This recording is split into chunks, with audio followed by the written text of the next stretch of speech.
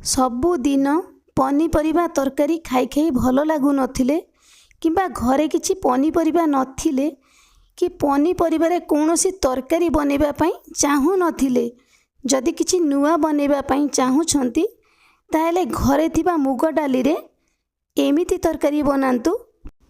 ମାଛ ମାଂସ ତରକାରୀ ଠାରୁ ବି ଅଧିକ ଟେଷ୍ଟି ଲାଗିବ। ସେ ଗରମା ଗରମ ଭାତ ହେଉ କି ରୁଟି ପୁରୀ ପରଟା ସବୁଥିରେ ଖାଇପାରିବେ। ଖାଇବା ପାଇଁ ଭାରି ବଢ଼ିଆ ଲାଗିବ। ତେଣୁ ଭିଡ଼ିଓଟିକି ପୁରା ଦେଖନ୍ତୁ। ଆଶା କରିବି ଆଜିର ରେସିପି ଆପଣମାନଙ୍କୁ ପସନ୍ଦ ଆସିବ। ନମସ୍କାର, ମାମା କିଚେନ ଓଡ଼ିଆକୁ ଆପଣମାନଙ୍କୁ ଅନେକ ଅନେକ ସ୍ୱାଗତ। ଏଇ ଟେଷ୍ଟି ମୁଗ ତରକାରୀ ପାଇଁ ପ୍ରଥମେ ଆମକୁ ମୁଗ ଦରକାର। ଏଠି ମୁଁ 200 ଗ୍ରାମ ମୁଗ ନେଇଛି। ତ ଯେତିକି ତରକାରୀ ଆପଣମାନେ ବନେଇବେ ସେଇ ଅନୁସାରେ ମୁଗ ଡାଲି ନେବେ। ସେଥିରେ ଆମେ ଅଳ୍ପ କିଛି ପାଣି ଦେଇ এই মুগ ডালিকে আমি 2 ରୁ 3 ଥର ପାଇଁ ଧୋଇକି ନେଇ ଆସିବା। ତାପରେ ଆମେ ଅଳ୍ପ କିଛି ପାଣି ଦେଇ এই ମୁଗ ଡାଲିକେ ଆମେ 1 ଘଣ୍ଟା ପାଇଁ ବତୁରେଇବା ପାଇଁ ଛାଡ଼ିବା। 1 ଘଣ୍ଟା ପରେ ଆମେ ଘୋଡ଼ଣିକି ବାହାର କରି ନେଇଯିବା। ଦେଖିବା ଆମର ମୁଗ ଡାଲି ଭଲ ଭାବରେ ବତୁରିଛି କି ନାହିଁ।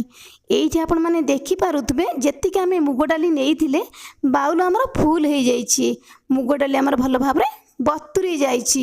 ମୁଗ ଡାଲିରେ ଅଳ୍ପ ପାଣି ଅଛି, ଅଧିକ ପାଣି ଆମର ମୁଗ ଡାଲିରେ ବିଲକୁଲ ବି ନାହିଁ। ଏମିତି ଆମେ ମୁଗ ଡାଲିକି ତରକାରୀ ବନେଇବାନି। ଏବେ ଆମେ କ'ଣ କରିବା ନା ଏପଟେ ଗୋଟେ ବଡ଼ ବାଉଲ ନେଇଯିବା। ଏଇ ଷ୍ଟେନର ଉପରେ ଆମେ ମୁଗ ଡାଲିକି ଦେଇଦେବା। ସେଥିରେ ଏବେ ଅଳ୍ପ କିଛି ପାଣି ଦେଇ ଏ ମୁଗ ଡାଲିକି ଆମେ ଆଉ ଥରେ ଭଲ ଭାବରେ ଧୋଇ ନେଇଯିବା। ଏମିତି ମୁଗ ଡାଲିକି କିଛି ସମୟ ବତୁରେଇ ନେଇଯିବେ। ତାପରେ ଧୋଇକି ଆପଣମାନେ ତରକାରୀ ବନେଇବେ। ମୁଗ ଡାଲି ତରକାରୀ ଖାଇବା ପାଇଁ ଏକଦମ ମାଂସ ତରକାରୀ ପରି ଲାଗିବ ଯଦି ଆପଣମାନେ ଏମିତି ଫୁଲ୍ ପ୍ରୋସେସରେ ତରକାରୀଟିକୁ ବନେଇବେ। ଏଇ ମୁଗ ଡାଲିକି ଆମେ ଗୋଟେ ମିକ୍ସର ଜାରରେ ଦେଇଦେବା। ସେଥିରେ ଆମେ ଦେଇଦେବା 1 ଚାମଚ ଲୁଣ, ଅଧା ଚାମଚ ହଳଦୀ ଗୁଣ୍ଡ, ଗୋଟିଏ କଞ୍ଚା ଲଙ୍କା, ଅଧା ଇଞ୍ଚର ଅଦା, 2 ପାଖୁଡ଼ା ରସୁଣ। ରସୁଣ ଯଦି ଆପଣମାନେ ଦେବା ପାଇଁ ଚାହୁଁନାହାନ୍ତି ନ ଦେଇପାରିବେ, କିନ୍ତୁ ରସୁଣ ଦେଲେ ବାସ୍ନା ବହୁତ ବଢ଼ିଆ ଆସିବ। ଅଳ୍ପ କିଛି ଧଣିଆ ପତ୍ର ବିନା ପାଣିରେ ଏହାକୁ ଆମେ ଚିକଣ କରିକି ବାଟିକି ନେଇ ଆସିବା। ଏଇ ମୁଗ ଡାଲିର ବ୍ୟାଟରକୁ ଆମେ ଗୋଟେ ବଡ଼ ବାଉଲରେ ରଖି ନେଇଯିବା। ଏମିତି ଆମେ ସାଙ୍ଗେ ସାଙ୍ଗେ ମୁଗ ଡାଲିରେ ବରା ବନେଇବାନି। କ'ଣ କରିବା ନା ୟାକୁ ଆମେ 5 ରୁ 7 ମିନିଟ୍ ଏମିତି ଫେଣ୍ଟିବା, ଯାହାକି ମୁଗ ଡାଲିର ବ୍ୟାଟରଟି ଆମର ଯେତିକି ଅଛି 5 ରୁ 7 ମିନିଟ୍ ଫେଣ୍ଟି ନେଇଗଲା ପରେ ଆପଣମାନେ ଦେଖିପାରୁଥିବେ ମୁଗ ଡାଲିର ବ୍ୟାଟର ଆମର ଫୁଲିକି ଡବଲ ହେଇଯାଇଛି। ଏଥିରେ ଆମକୁ ଇନୋ କି ସୋଢ଼ା କିଛି ବି ଦେବା ପାଇଁ ପଡ଼ିବନି। ବିନା ଇନୋ ସୋଢ଼ାରେ ବି ମୁଗ ଡାଲି ବରା ଆମର ପରଫେକ୍ଟ ଫୁଲିବ।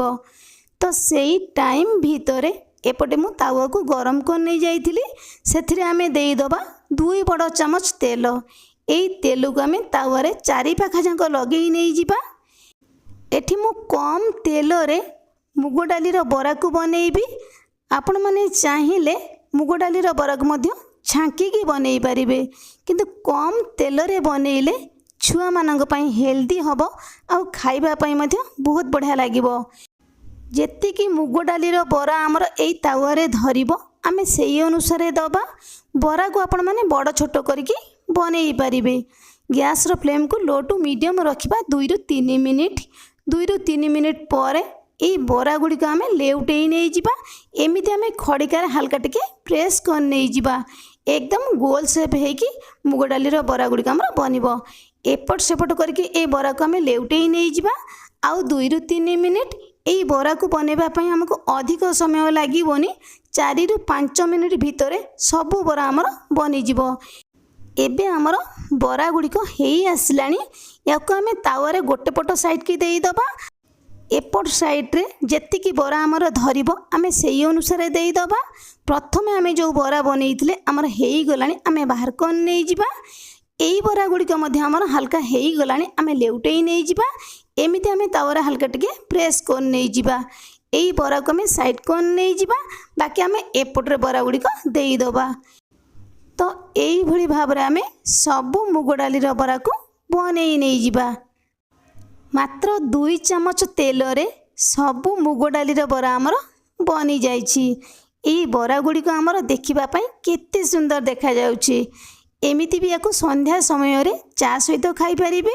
आउ जदि घरे छोट पिला माने अछंती सेमाने मध्य खुशी खुशी रे खाइबे बिना चटनी सॉस रे कहीं ना ए बरा गुड़िक ऊपर एकदम क्रिस्पी आउ भीतर सॉफ्ट रहिबो आउ खाइबा पई भारी स्वादिया लागिबो।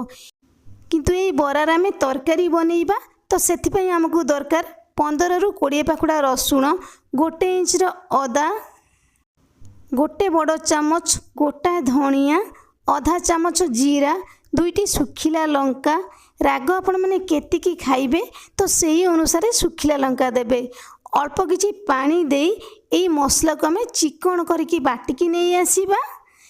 एपटे आमे गोटे छोट बाउल ले एई मसला को देई दबा। तो सही सेम मिक्सर जार को आमे धोईकी नहीं आसीबा। सेथिरे आमे देई दबा 7 रु 8टी काजू। याको मो 15 मिनिट पूर्वर पानी रे बतुरई नहीं जाइथिली। याको आमे चिकन करके बाटिकी नहीं आसीबा। काजू पेस्ट देले तरकारी खाइबा पई अति स्वादिया लागिबो। एपटे आमे कड़ाई की गरम कर नहीं जिबा। सेथिरे आमे देई दबा 2 बड़ चामच तेल।